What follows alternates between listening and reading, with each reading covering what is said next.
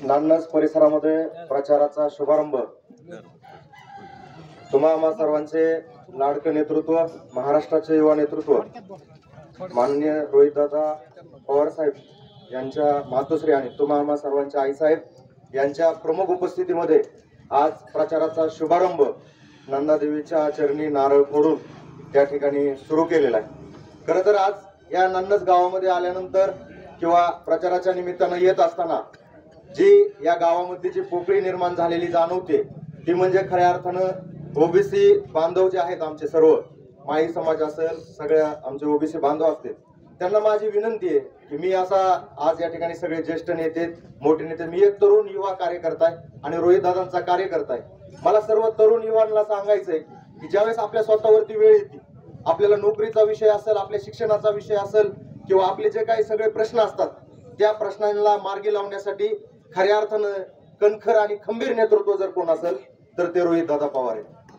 आज ही सभा बाजार तळामध्ये होते, मला वाटतं आज सोमवारचा बाजार असेल नान्नजचा, बरोबर आहे।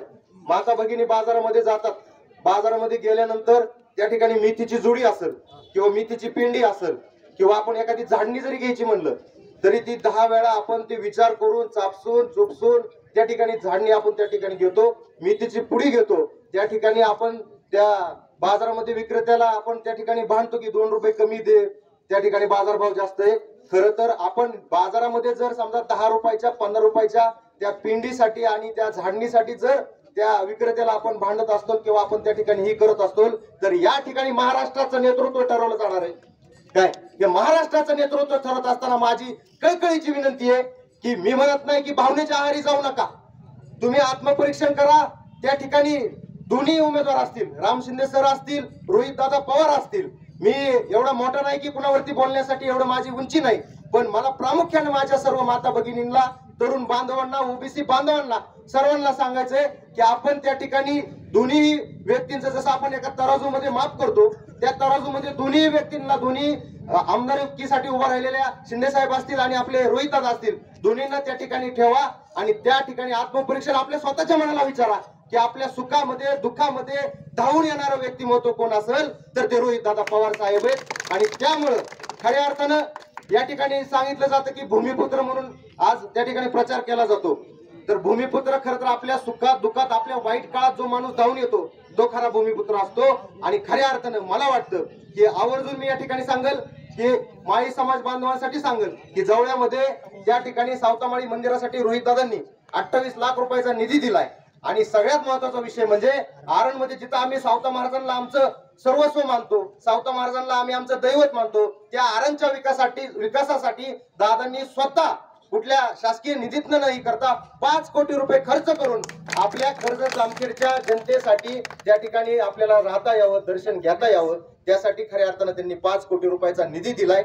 मला सांगायचंय की मी म्हणणार नाही, खरंच मतदान जर करायचंय ना आपल्याला तर मी जातीपातीचा विचार न करता, खरं तर मी शिवरायांना मानणारा मावळा आहे, गावामध्ये सर्वांना माहिती आहे। मी खरं तर ह्या गोष्टीवरती बोलणार नाही, पण खरं तरी कुठंतरी आज समाजामध्ये आईसाहेब खरंच एवढं विष पेरलं जात आहे, खरं तर ह्या गोष्टीचा कुठतरी विचार करणं गरजेचं आहे। मी म्हणणार नाही किंवा मी या त्या ठिकाणी कुठलं काम या ठिकाणी करणार नाही, पण हे कुठंतरी विचार करणं गरजेचं आहे। आणि खरं आत्मपरीक्षण जर आपण केलं तर खऱ्या अर्थानं निश्चित रोहितदादांचं पारड त्या ठिकाणी कणखर आहे, जड आहे। आणि येणाऱ्या निवडणुकीमध्ये आत्मविश्वासाने सांगतो की रोहित दादा लीडने निवडून येणार आहेत आणि खऱ्या अर्थानं कम से कम 1 लाख नामदार होणार आहेत आणि नामदार होणार आहेत, मंत्री होणार आहेत। ही गोष्ट खऱ्या अर्थानं मला या ठिकाणी सांगणं गरजेचं वाटायला लागतं। खरं तर रोहित दादा या ठिकाणी तरुण कार्यकर्ते, कारखान्यामध्ये आपल्या या ठिकाणचे बरेच युवक आहेत, गावातले युवक आहेत, दादांनी त्या ठिकाणी काम केलेलं आहे। आणि आईसाहेबांनी सांगितलं की आपल्याला कामावरती मतं मागायचे,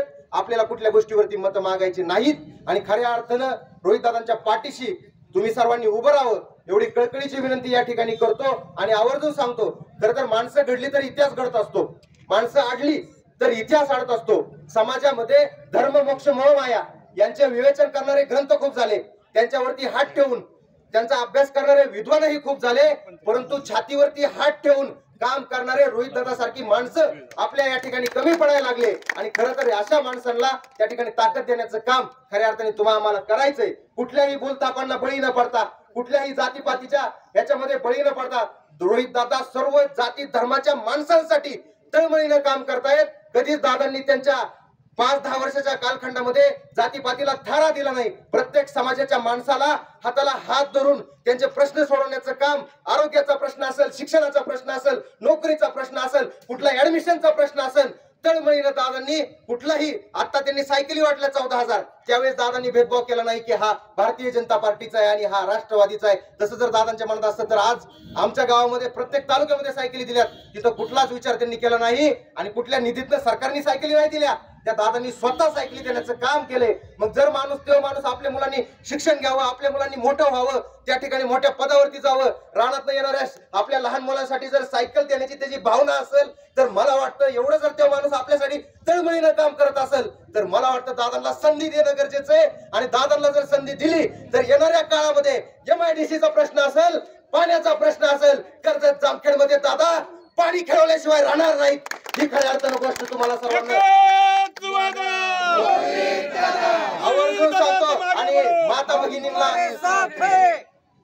भगिनीला माझी विनंती आहे की आई साहेबांसारखं नेतृत्व आज खांद्याला खांदा लावून आपल्या सोबत काम करतंय.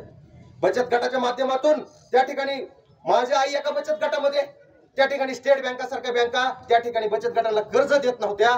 दादांनी मध्यस्थी करून, आई साहेबांनी संघटन करून आज आपल्या महिलांना गटाला 1.5 लाख रुपये, बरोबर आहे साहेब, 1.5 लाख रुपये एका गटाला देण्याचं काम केलंय. एवढे मोठी माणसं असताना टीका केली जाते की सोन्याच्या चमच्याचा विषय. सोन्याचा चमचा आई साहेब दादा आपल्या सर्वसामान्य माणसांनी, महिलांनी उभं राहावं, शेतकऱ्याचा फायदा व्हावा या गोष्टीसाठी ती या ठिकाणी सोन्याच्या चमच्याचा वापर त्या ठिकाणी करतायत. माझी कळकळीची विनंती आहे, हात जोडून विनंती आहे की दादांना 3 नंबरच्या तुतारी वाजवणाऱ्या माणसासमोरचं बटन दाबून बहुसंख्य लीडनी नान्नज मधून द्या. कारण याच्यासाठी सांगतोय की नान्नज नंतर जवळचं नाव घेतं. कुठला आहे तू म्हणलं जातं म्हणजे नान्नज जवळायचं आहे. नान्नज जवळा ही 2 गावं भाऊभावासारखी आहेत आणि ह्या गावातनं खऱ्या अर्थानं तुम्हाला आम्हाला लीड द्यायचंय. आणि लीड देण्यासाठी जे तरुण आहेत, जे काही प्रश्न असतील तरुणांची, गावातल्या पदाधिकाऱ्यांना भेटा आणि दादांचं डायरेक्ट D2 याचे डायरेक्ट टू होम सर्व्हिस दादांचा फॉर्म्युला आहे. इथं माझी गरज नाही. आमचे सर्व पदाधिकारी असतील, 80 पदाधिकारी असतील, आमचे दत्तभाऊ असतील, सूर्यकांत नाना असतील, त्रिंबक कुमटकर असतील, संतोष भाऊ असतील, मंगेश दादा असतील, दादा हे सगळं सांगतात की आमची सुद्धा गरज नाही, तुम्ही डायरेक्ट दादांकडे जावा, दादा तुमचं काम करतील. डायरेक्ट दादांनी जनता आणि कार्यकर्ता ह्या ठिकाणी त्या ठिकाणी त्यांनी डायरेक्ट संवाद साधलेला आहे. त्यामुळे येणाऱ्या काळामध्ये मतदारसंघातील कुणाचं जरी काम असलं पदाधिकाऱ्याला भेटा, तिथनं नाही विषय दादांकडे जा. कुठलंच काम त्या ठिकाणी नडणार नाही. राहिला विषय बोललं जातं की दादांबरोबर कॉन्टॅक्ट करणं शक्य होत नाही, असं बोललं जातं. लोकांमध्ये संभ्रम निर्माण करण्याचं काम केलं. मला आवर्जून सांगायचंय की आपल्या नेत्याला, दादांना आपल्याला आपल्या मतदारसंघापुरतं मर्यादित ठेवायचं नाही, तर दादांना उद्या आपल्याला मुख्यमंत्री करायचंय. त्यासाठी खऱ्या अर्थानं आपण सगळ्यांनी जबाबदारी वाटून घेणं गरजेचं आहे आणि दादांच्या मागे ताकद उभा करणं गरजेचं आहे. तुम्ही आवर्जून कळकळीनं विनंती करतो की कुठल्याही भूलतापाला, जातीपातीला बळी न पडता तुतारी वाजवणारा माणूस 3 नंबरच्या बटनासमोरचं बटन दाबून रोहित दादांना प्रचंड मतांनी विजय करा, एवढी अपेक्षा या ठिकाणी व्यक्त करतो.